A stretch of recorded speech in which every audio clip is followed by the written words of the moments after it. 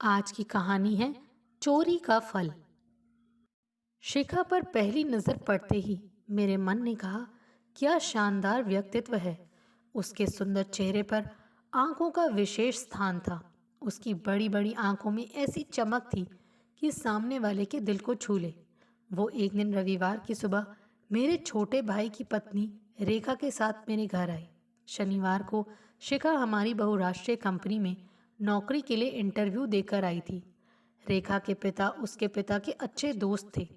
मेरी सिफारिश पर उसे ऐसा आश्वासन देकर रेखा उसे मेरे पास लाई थी। सर, मुझे नौकरी की सख्त ज़रूरत है।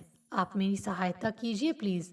यूँ प्रार्थना करते हुए उसकी आंखों में एकाएक आंसू छलक आए।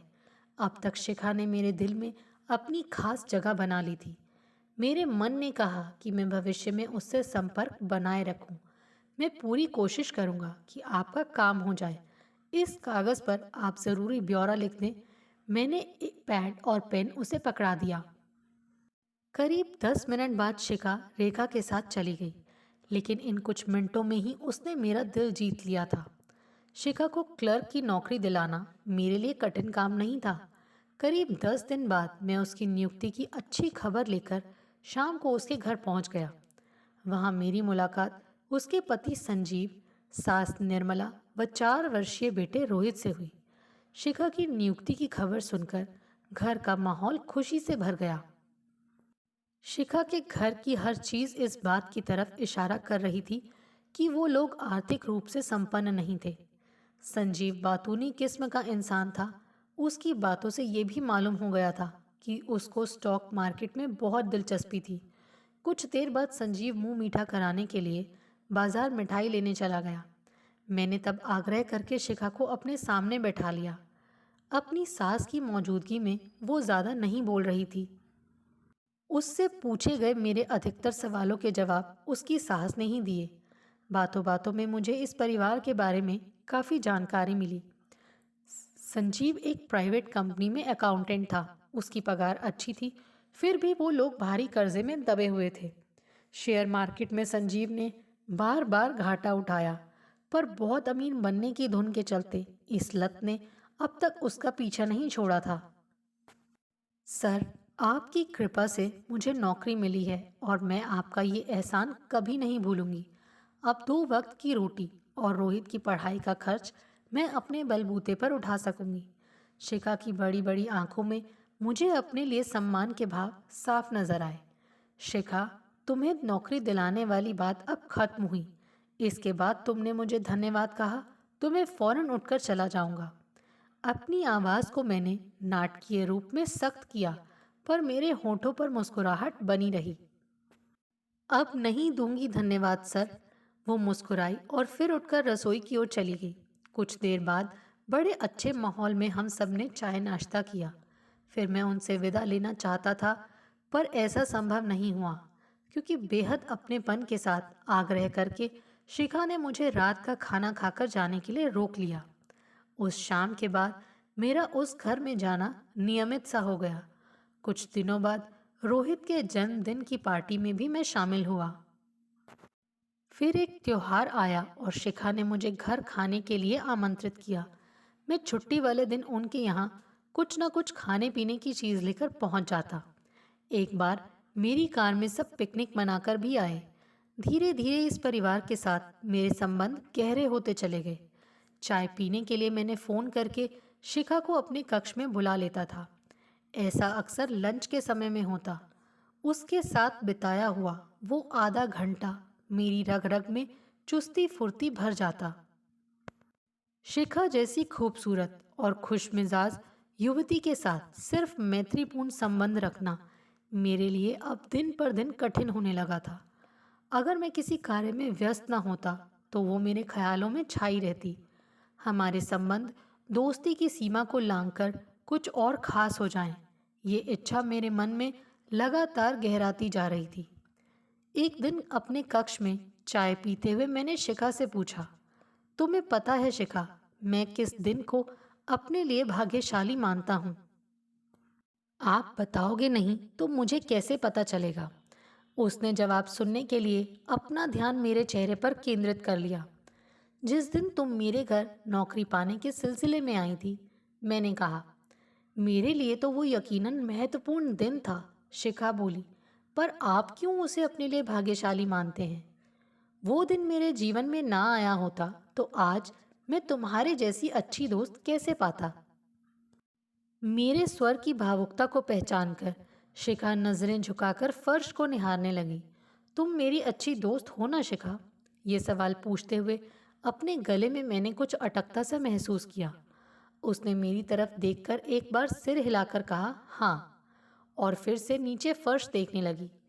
दुनिया वाले कुछ न कुछ गलत हमारे संबंध में देर सवेर जरूर कहेंगे, पर उस कारण तुम मुझसे दूर तो नहीं हो जाओगी? मैंने व्याकुल भाव से पूछा। जब हमारे दिलों में पाप नहीं है तो लोगों की बकवास को हम क्यों अहमियत देंगे? शिखा ने मजबूत स्वर में मुझसे उल्टा सवाल पूछा। बिल्कुल नहीं देंगे। मैंने अपना दायां हाथ बढ़ाकर उसके हाथ पर रखा और उसकी आंखों में आंखें डालकर बोला, तुम मुझे अपना समझकर हमेशा अपने दुख दर्द मेरे साथ बांट सकती हो। थैंक्स। उसके होठों पर उभरी छोटी सी मुस्कान मुझे बहुत अच्छी लगी। उसके हाथ पर मेरी पकड़ थोड़ी मजबूत थी। उसने अपना हाथ आज़ाद कराने का प्रयत्न किया, पर असफल रही। कुछ घबराए से अंदाज में उसने मेरे चेहरे पर खोजपूर्ण दृष्टि डाली। मैं बड़े प्यार से उसका चेहरा निहार रहा था। मेरी आंखों के भाव पढ़कर उसके गोरे गाल अचानक गुलाबी हो उठे। मैं उसे चाहता हूँ, ये बात उस दिन शिखा भी पूरी तरह से समझ गई। उस दिन से हमारे संबंध एक नए आयाम में प्रवेश कर गए।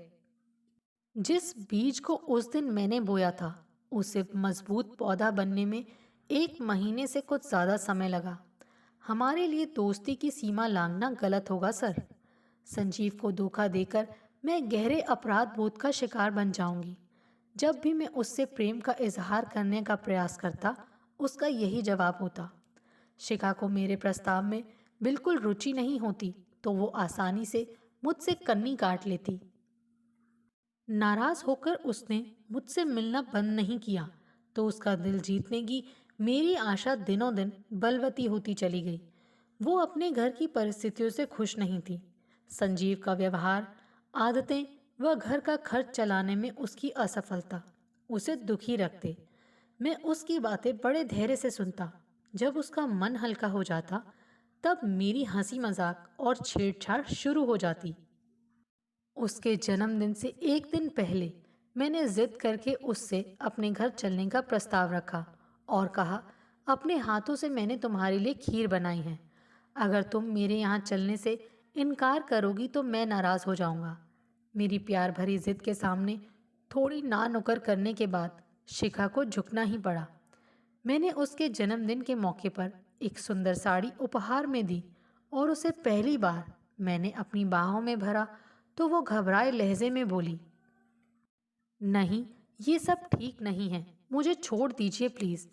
अपनी बाहों की कैद से मैंने उसे मुक्त नहीं किया क्योंकि वो छूटने का प्रयास बड़े बेमन से कर रही थी। उसके मादक जिस्म का नशा मुझ पर कुछ इस तरह हावी था कि मैंने उसके कानों और गर्दन को गर्म सांस छोड़ते हुए चूम लिया। उसने झुरझुरी के साथ सिसकारी ली। मुंह से ना ना करती रही, पर मेरे साथ और ज्यादा मजबूती से वो लिपट भी गई। शिखा को गोद में उठाकर मैं बेडरूम में ले गया। वहां मेरे आगोश में बनते ही उसने सब तरह का विरोध समाप्त कर समर्पण कर दिया। सांचे में ढले उसके जिस्म को छूने से पहले मैंने जी भर कर निहारा। वो खामोश आंखें बंद किए लेटी रही। उसकी तेज सांसें ही उसके अंदर की जबरदस्त हलचल को दर्शा रही थी। हम दोनों के अंदर उठे उत्तेजना के तूफान के थमने के बाद भी हम देर तक निढाल हो एक दूसरे से लिपट कर लेटे रहे। कुछ देर बाद शिखा के सिसकने की आवाज सुनकर मैं चौंक गया। उसकी आंखों से आंसू बहते देख मैं प्यार से उसके चेहरे को चूमने लगा। उसकी सिसकियां कुछ देर बाद थमी तो मैंने कोमल स्वर में पूछा, क्या तुम मुझसे नाराज हो? जवाब में उसने मेरे होंठों का चुम्बन लिया और भावुक स्वर में बोली, प्रेम का इतना आनंददायक रूप मुझे दिखाने के लिए धन्यवाद राकेश। हमारे संबंध एक और नए आयाम में प्रवेश कर गए। मैं अब तनाव मुक्त और प्रसन्न रहता। शिखा ही नहीं बल्कि उसके घर के बाकी सदस्य भी मुझे अच्छे लगने लगे। मैं भी अपने को उनके घर का सदस्य समझने लगा। मैं शिखा के घर वालों की ज़रूरतों का भी ध्यान रखता। कभी संजीव को रुपए की ज़रूरत होती तो शिखा से छिपकर दे देता। मैंने शिखा की सास के घुटनों के दर्द का इलाज भी अच्छे डॉक्टर से करवाया। उन्हें फ़ायदा हुआ तो उन्होंने ढेरों आशीर्वाद मुझे दे डाले। इन दिनों मैं अपने को बेहद स्वस्थ, युवा, प्रसन्न और भाग्यशाली महसूस करता। शिखा ने मेरी जिंदगी में खुशियां भर दी थी। एक रविवार की दोपहर शिखा मुझे शारीरिक सुख देकर गई ही थी कि मेरे माता पिता मुझसे मिलने आ पहुंचे। मेरठ से मेरे लिए एक रिश्ता आया हुआ था। वो दोनों इसी सिलसिले में मुझसे बात करने आए थे। वो लड़की तलाकशुदा है, माँ बोली। तुम कब चलोगे उसे देखने? किसी रविवार को चलेंगे। मैंने गोलमोल सा जवाब दिया। अगले रविवार को चलें? देखेंगे। मैंने फिर टालने की कोशिश की। मेरे पिता अचानक गुस्से में बोले, इससे तो तुम मेरठ चलने को हाँ नहीं कहलवा सकोगी, क्योंकि आजकल इसके सिर पर उस शिखा का जुनून सवार है। प्लीज़ पापा, बेकार की बातें ना करें। शिखा से मेरा कोई गलत रिश्ता नहीं है। मैं नाराज़ हो उठा। अपने बाप से झूठ मत बोलो राकेश। यहाँ क्या चल रहा है इसकी रिपोर्ट मुझ तक पहुँचती रहती है। लोगों की गलत व झूठी बातों पर आप दोनों को ध्यान नहीं देना चाहिए। माँ ने पिताजी को चुप कराकर मुझे समझाया। राकेश, सारी कॉलोनी शिखा और तुम्हारे बारे में उल्टी सीधी बातें कर रहे हैं। उसका यहाँ आना जाना बंद करो बेटे, नहीं तो तुम्हारा कहीं रिश्ता होने में बड़ा झंझट होगा। माँ, किसी से मिलना जुलना गुनाह है क्या? मेरी जान पहचान और बोलचाल सिर्फ शिखा से ही नहीं है। मैं उसके पति और उसकी सास से भी खूब हंसता बोलता हूँ।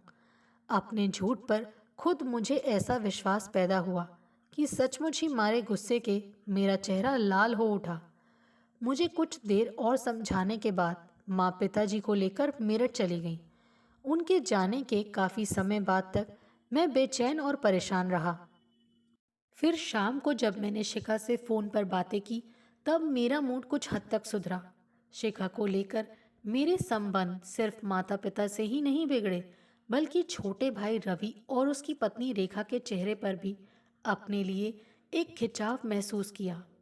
शिखा के माता पिता ने भी उससे मेरे बारे में चर्चा की थी।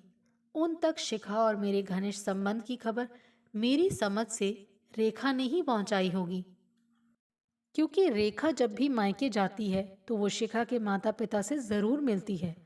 ये बात खुद शिखा ने मुझे बता रखी थी। मम्मी पापा, राकेश जी के कारण ही आज तुम्हारी बेटी इज्जत से अपनी घर गृहस्थी चला पा रही है। रोहित उन्हें बहुत प्यार करता है। संजीव भी उनकी बेहद इज्जत करते हैं। मेरी सास तो उन्हें अपने बड़ा बेटा मानती हैं। हमारे बीच अवैध संबंध होते तो उन्हें मेरे घर में इतना मान सम्मान नहीं मिलता। आप दोनों अपनी बेटी की घर गृहस्थी की सुख शांति की फिक्र करो, ना कि लोगों की बकवास की। शिखा के ऐसे तीखे व भावुक जवाब ने उसके माता पिता की बोलती एक बार में ही बंद कर दी। ये सच है कि मैं अपने घर वालों से कटकर रहने लगा। ऑफिस के सहयोगियों या पड़ोसी के साथ खाली समय में उठना बैठना भी मैंने कम कर दिया। किसी के फालतू बात करके मैं उसे शिखा और अपने बारे में कुछ पूछने या कहने का मौका नहीं देना चाहता था। इस तरह सामाजिक दायरा घटते ही मैं धीरे धीरे अजीब से असंतोष, तनाव और खिंच का शिकार बनने लगा। एक दिन शिखा को अपनी बाहों में भरकर बोला, मेरा मन करता है कि तुम हमेशा मेरी बाहों में इसी तरह बनी रहो। अब तो अपने इस घर का अकेलापन मुझे काटने लगा है। उदास से लहजे में शिखा ने जवाब दिया, हम दोनों को सामाजिक कायदे कानून का ध्यान रखना ही होगा। अपने पति और सास को छोड़कर सदा के लिए आपके पास आ जाने की हिम्मत मुझ में नहीं है। फिर मेरा ऐसा कदम बेटे रोहित के भविष्य के लिए भी ठीक नहीं होगा और उसके हित की फिक्र मैं अपनी जान से ज़्यादा करती हूँ। मैं तुम्हारे मनोभावों को समझता हूँ शिखा। देखो, तकदीर ने मेरे साथ कैसा मजाक किया है। मेरी पत्नी मुझे बहुत प्यारी थी, पर उसे जिंदगी छोटी मिली। तुम्हें मैं बहुत प्रेम करता हूँ, पर तुम सदा के लिए खुलकर मेरी नहीं हो सकती हो। जब कभी इस तरह की बातें सोचने लगता हूँ तो मन बड़ा अकेला, उदास और बेचैन हो जाता है। जो बात दिमाग में बैठ जाए फिर उसे भुलाना या निकाल कर बाहर फेंकना बहुत कठिन होता है। शिखा मेरे दिल में बहुत करीब थी, फिर भी मेरे अंदर का संतोष और बेचैनी बढ़ती ही गई। रोहित के जन्म की 5वीं सालगिरह पर मेरे असंतोष का घड़ा पूरा भरकर एक झटके में ही फूट गया। इत्तेफाक से जन्मदिन के कुछ रोज पहले संजीव को स्टॉक मार्केट से बहुत अच्छा फायदा हुआ। तड़क भड़क से जीने के शौकीन संजीव ने फौरन रोहित के जन्मदिन की पार्टी धूमधाम से मनाने का फैसला कर लिया। उस दिन घर के आगे टेंट लगा, हलवाई ने खाना तैयार किया। डीजे सिस्टम पर बज रहे गानों की धुन पर खूब सारे मेहमान थिरकने लगे। कम से कम 250-300 लोग वहां जरूर उपस्थित रहे होंगे। रोहित उस दिन स्वाभाविक तौर पर सबके आकर्षण का केंद्र बना। उसके साथ घूमते हुए शिखा व संजीव ने इतनी अच्छी पार्टी देने के लिए खूब वाहवाही लूटी। मैं एक तरफ उपेक्षित सा बैठा रहा। शिखा को फुर्सत नहीं मिली मेरे साथ चंद मिनट भी गुजारने की। शायद मेरे साथ हंस बोलकर वो अपने करीबी रिश्तेदारों को बातें बनाने का मौका नहीं देना चाहती थी। मैं पार्टी का बिल्कुल भी मजा नहीं ले सका। उस बड़ी भीड़ में मैं अपने आप को अकेला, उदास व उपेक्षित सा महसूस कर रहा था। मेरा मन एक तरफ तो मांग रहा था कि शिखा को मेरे पास आकर मेरा भी ध्यान रखना चाहिए था। उसके परिवार की हंसी खुशी में मेरा योगदान कम नहीं था। दूसरी तरफ मन शिखा के पक्ष में बोलता। मैं उसका प्रेमी जरूर था, पर ये कोई भी समझदार स्त्री खुलेआम अपने करीबी लोगों के सामने रेखांकित नहीं कर सकती। मैं जब इस तरह की कश्मकश से तंग आ गया तो बिना किसी को बताए घर चला आया। उस रात मुझे बिल्कुल नींद नहीं आई। जिस ढर्रे पर मेरी जिंदगी चल रही थी उससे गहरा असंतोष मेरे दिलो दिमाग में पैदा हुआ था। मेरी सारी रात करवटें बदले गुजरी, पर सुबह मन शांत था। पिछली परेशानी भरी रात के दौरान मैंने अपनी जिंदगी से जुड़े कई महत्वपूर्ण निर्णय लिए थे। अगले दिन शिखा 11 बजे के करीब आई। मेरे गंभीर चेहरे को देखकर चिंतित स्वर में बोली, क्या आपकी तबीयत ठीक नहीं है? मैं ठीक हूँ। मैंने उसे अपने सामने बैठने का इशारा किया। कल पार्टी में किसी ने कुछ गलत कह दिया, गलत व्यवहार किया। वो परेशान हो उठी। नहीं, ऐसी कोई बात नहीं है। फिर यूं बुझे बुझे से क्यों लग रहे हो? रात को ठीक से सो नहीं पाया? किसी बात की परेशानी थी? हाँ, मैं तुम्हारा ही इंतजार कर रहा था शिखा। कुछ जरूरी बातें करनी है मुझे तुमसे। कहो। मैंने कुछ लम्हों की खामोशी के बाद भावहीन स्वर में उसे बताया, मैं आज मीरठ वाली उस लड़की को देखने जा रहा हूँ जिसका मेरे लिए रिश्ता आया है। मैं तो हमेशा आपको मेरठ जाने की सलाह देती रही हूँ शिखा। मैं खुद नहीं जाता था क्योंकि तुम्हारे अलावा किसी और स्त्री को अपनी जिंदगी में प्रवेश देना मुझे अनुचित लगता था। वैसा करना उस मेरठ वाली लड़की के साथ धोखा करना होता। क्या अब आपने मुझे अपने दिल से निकालने का फैसला कर लिया है? ये कहते कहते शिखा की आंखों में आंसू छलक आए। शिखा, तुम बिना आंसू बहाए मेरी बात को समझने की कोशिश करो प्लीज। मैंने अपनी आवाज को कमजोर नहीं पड़ने दिया। देखो, तुम्हारी घर गृहस्थी सदा तुम्हारी रहेगी। मैं चाहकर भी उसका स्थायी सदस्य कभी नहीं बन सकता हूँ। तुम्हारा नाम संजीव के साथ ही जुड़ेगा, मेरे साथ नहीं। ये बात कल रात मुझे बिल्कुल साफ नजर आई। चोरी का मीठा फल खाने का अपना मजा है। तुम्हारे प्यार को मैं बहुत कीमती व महत्वपूर्ण मानता रहा हूँ। अब थक गया हूँ अकेले इस घर में रातें बिताते हुए। अब मैं सिर्फ फल खाना नहीं, बल्कि अपनी छोटी सी बगिया बनाना चाहता हूँ जिसे मैं अपना कह सकूँ, जिसे फलता फूलता देख मैं ज़्यादा खुशी व सुकून महसूस कर सकूँ। मैंने आपको अपनी घर गृहस्थी की बगिया बनाने से कभी नहीं रोका, शिखा भावुक स्वर में बोली। आप ज़रूर शादी कर लें। आपकी इच्छा होगी तो मैं खुशी खुशी आपकी ज़िंदगी में प्रेमिका बनकर बनी रहूंगी। नहीं शिखा, वैसा करना बिल्कुल गलत होगा। मैंने तीखे स्वर में उसके प्रस्ताव का विरोध किया। तब क्या आज आप मुझे हमेशा के लिए अलविदा कह रहे हैं? वो रुआंसी हो उठी। भीगी पलकें और भारी मन से मैं इतना भर कह सका, आई एम सॉरी शिखा। दोस्ती की सीमाएं लांघकर तुम्हें अपनी प्रेमिका नहीं बनाना चाहिए था मुझे। मैं सिर्फ तुम्हारे मन में जगह बनाकर रखता तो आज मेरी भावी शादी के कारण हमें एक दूसरे से दूर ना होना पड़ता। शिखा उठकर खड़ी हो गई और थके से स्वर में बोली, सर, आप जैसे नेक इंसान को कभी भुला नहीं पाऊंगी, पर शायद आपका फैसला बिल्कुल सही है। मैं चलती हूँ। दोस्तों, आपको हमारी ये कहानी कैसे लगी? आप कमेंट करके हमें ज़रूर बताइए। और जिन्होंने अभी तक हमारे चैनल को सब्सक्राइब नहीं किया है, प्लीज़ ज़रूर सब्सक्राइब कीजिए। Thanks for watching this video.